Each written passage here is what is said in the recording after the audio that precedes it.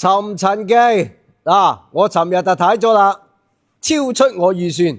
咁咧，我以為咧呢次嘅尋秦記咧係電視劇嘅縮小版、電影版，都係拍翻之前嗰啲嘢啦。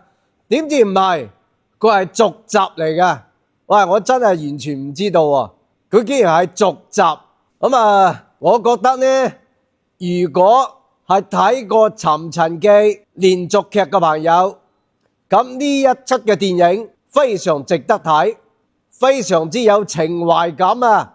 但係呢，網上有好多人噴，又話呢套電影又唔得又成。如果佢係冇睇過連續劇嘅話呢，係理解唔到呢套電影嘅情懷嘅。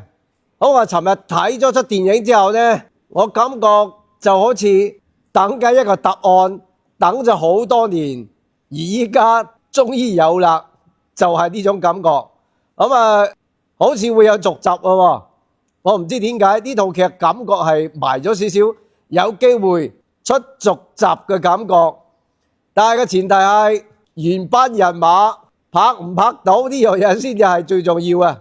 尋日呢，我就喺新禧花園嘅電影院度睇《尋秦記》新禧電影院好新，啲梳化啲凳好好坐，好舒適，價錢又唔貴，25蚊。支持港產片，支持古天樂，支持《尋秦記》。睇完電影嘅朋友可以嚟我間都會山莊食無花果雞㗎嚇。我間都會山莊行100零米就到新禧花園嘅電影院啦，非常方便。我都會山莊專食新鮮無花果雞，我足足俾咗成2斤嘅新鮮無花果嚟煲湯，啖湯又潤又清甜。我喺都會山莊等你哋啊！